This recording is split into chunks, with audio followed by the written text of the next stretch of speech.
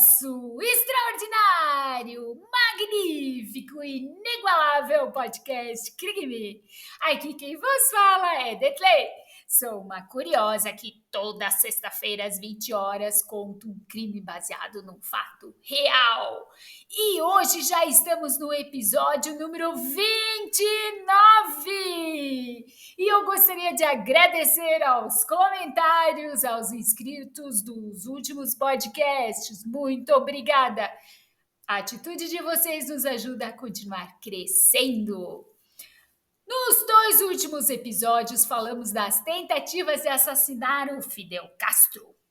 No episódio de hoje, que intitulei como Uma Vida contra Fidel Castro, falaremos de Luiz Posada Carrilli, que planejou várias tentativas de assassinato contra o Fidel Castro e trabalhou para a CIA. Hoje, ninguém quer ele nos Estados Unidos. Ninguém quer mais ver Luiz Posada Carrilli. Bom, Luiz Posada Carrilli deve estar sofrendo em sua alma sombria. O exilado cubano de 83 anos foi julgado durante 10 dias em El Paso, no Texas, e teve que negar tudo do que se tanto orgulha. Essa é a única forma de o mais fanático de todos os agentes que visavam Fidel Castro salvar sua pele. Ele tem que negar ter organizado uma série de atentados de bomba contra hotéis em Havana em 1997. A maioria desses ataques causou apenas danos materiais, mas a explosão do dia 4 de setembro no Hotel Copacabana matou o italiano Fabio De Selmo. Ele estava no lugar errado na hora errada, falou Posadas Carrilli em entrevista ao New York Times um ano depois. Na época, Carrilli vangloriou-se dos ataques. Anos depois, ele disse às autoridades de imigração dos Estados Unidos que não teve nada a ver com aqueles ataques. Ele mentiu? É disso que se trata esse processo do qual nós vamos falar hoje. É um absurdo. O sistema judicial dos Estados Unidos capturou o terrorista mais ativo da América Latina e só vai julgar ele porque ele disse que mentiu às autoridades da imigração. Esse é o crime grave nos Estados Unidos. Se Posadas Carrilli for condenado, ele desaparecerá, pelo menos durante 5 anos na prisão. Dada sua idade avançada, provavelmente morreria ali, né? E os Estados Unidos ficariam livres de um problema embaraçoso. Peter Kornbluh, diretor dos Arquivos de Segurança Nacional da Universidade de Washington, resume: Luiz Posada Carrilli é um terrorista, mas é nosso terrorista. A história de Luiz Posada Carrilli no Serviço Secreto dos Estados Unidos, a CIA, começa em 1961. Em 1959, o filho de uma família de classe média e um químico treinado fugiu para os Estados Unidos após a Revolução Cubana. Ele é um dos 1.500 homens da brigada, 2.506 treinados pela CIA para desembarcar na Baía dos Porcos, no Largo de Cuba, em 17 de abril de 1961. Lembra, nós falamos isso tudo nos 2 últimos podcasts. O seu objetivo era derrubar Fidel Castro, mas falhou miseravelmente, como sabemos. Posada Carrilli é feito prisioneiro de guerra e trocado depois por alimentos. Vou contar para vocês o trilho do terror. 1961, 17 de abril, Luiz Posadas Carrilli desembarca na Baía de Portos com 1.500 exilados cubanos para derrubar o governo Castro. Após 3 dias, a tentativa de invasão falhou. 1976, Posada Cariles está envolvido numa tentativa de assassinato no voo 455 da companhia aérea cubana. Todos 73 presos morrem no ataque. Década de 80. Posada Cariles organiza suprimentos para contra-anti-sandinistas na Nicarágua e em El Salvador. 1993. Posada Cariles está envolvido com várias tentativas fracassadas de bombardeio contra o presidente hondurenho Carlos Roberto Reina. 1994. Tentativa de assassinato de Fidel Castro em Cartagena fracassa. 1997. Posada Cariles organiza uma série de atentados à bomba em hotéis em Havana. Um turista italiano morre. 1998. Plano para assassinar Fidel Castro em Santo Domingo é revelado prematuramente. 2000. Tentativa de assassinato de Fidel Castro na cidade do Panamá é impedida pelo serviço secreto cubano. Esse senhor Cariles trabalhava bastante, como percebemos. Explosivos na pasta de dente. Nos anos seguintes, Cariles espionou os compatriotas cubanos em Miami em nome da CIA e foi depois acomodado pelos seus patrocinadores na Venezuela, com serviço secreto. De acordo com os documentos secretos do FBI, da Polícia Federal dos Estados Unidos, que já foram publicados, ele esteve a serviço da CIA pelo menos até junho de 1976. Esses documentos também fornecem provas de preparação para o pior ataque da vida do seu agente.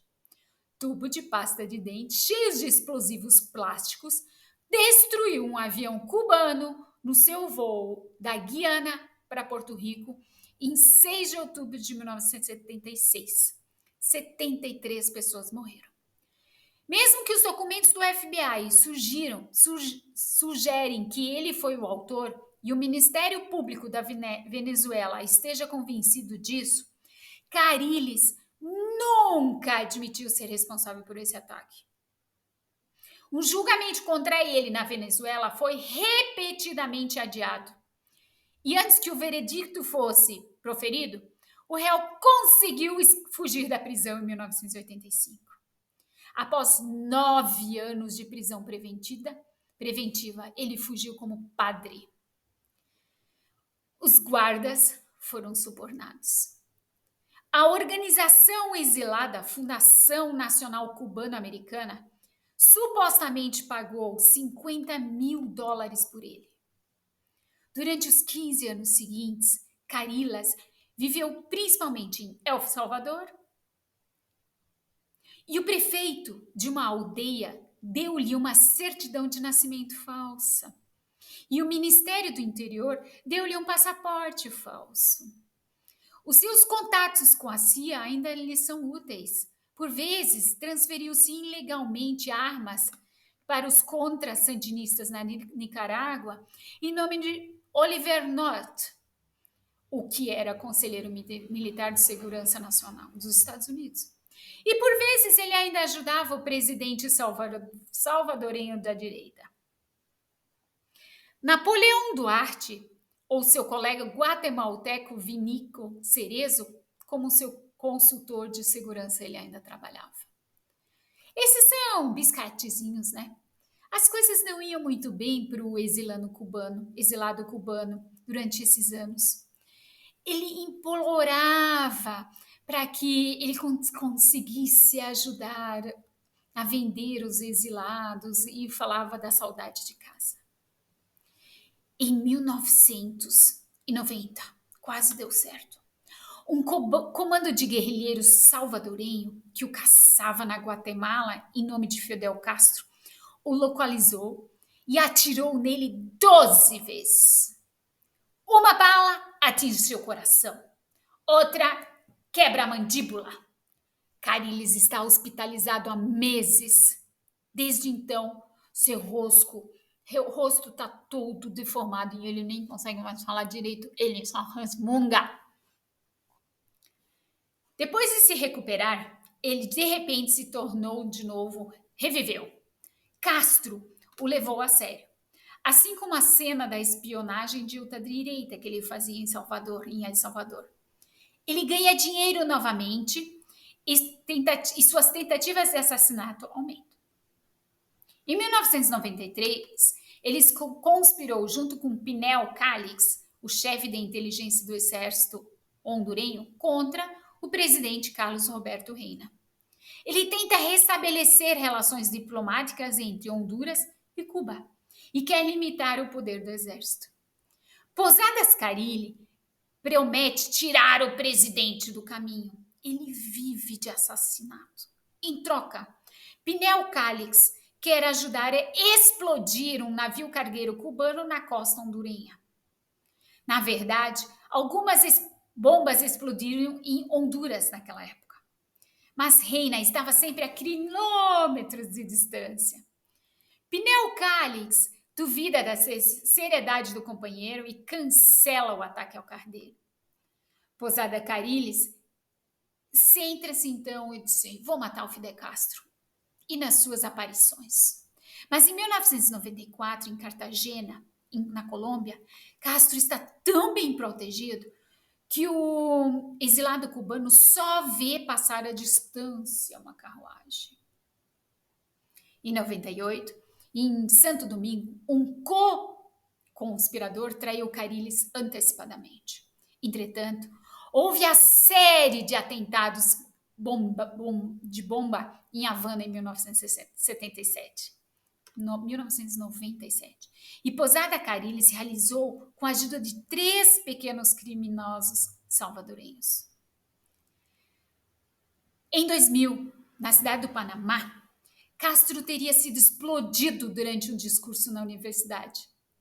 Posadas Carilli chegou com 3 cúmplices, mas o serviço secreto cubano explicou para a polícia panamenha o que já estava à espera. Quarteto é preso e condenado. A pena de prisão, 7 e 8 anos. Carilli não precisa cumprir a pena inteira.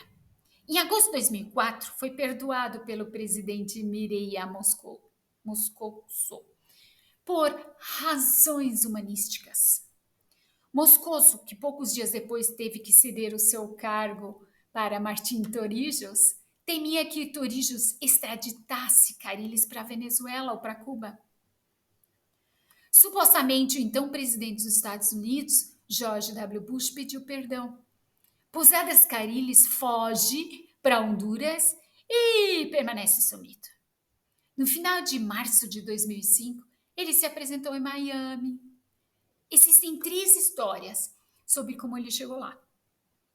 Uma diz que ele subiu a bordo de um barco de contrabandistas disfarçado de barco de camarão. De acordo com outro, contrabandistas o levaram ilegalmente através da fronteira do México para o Texas. Ele próprio afirma ter entrado no país através de uma passagem normal de fronteira. O indeportável. Desde então, os Estados Unidos tentam se livrar desse cara. Posada Carilli ficará inicialmente sob a custódia para a extradição por 2 anos. A Venezuela está fazendo um pedido o tempo inteiro querendo Posada Carilli. Mas os Estados Unidos não querem atirar o seu homem goela abaixo do presidente local e amigo de Fidel Castro e Hugo Chávez. Em vez disso, tentam deportá-lo para Costa Rica, El Salvador, Guatemala, Honduras, Canadá, México, Panamá, mas ninguém quer! Em maio de 2007, ele foi libertado sob fiança de $350 mil e uma tornozeleira eletrônica. Após apenas um mês, esses requisitos foram suspensos, mas não há forma de evitar um julgamento nos Estados Unidos, mesmo que seja por mentiras autoridades de imigração. Se Posadas Carilli for condenado, desaparecerá da vista do público. E todo o resto que ele aprontou, que a gente ainda não sabe, vai ser encoberto novamente. O cara que vive para matar e explodir.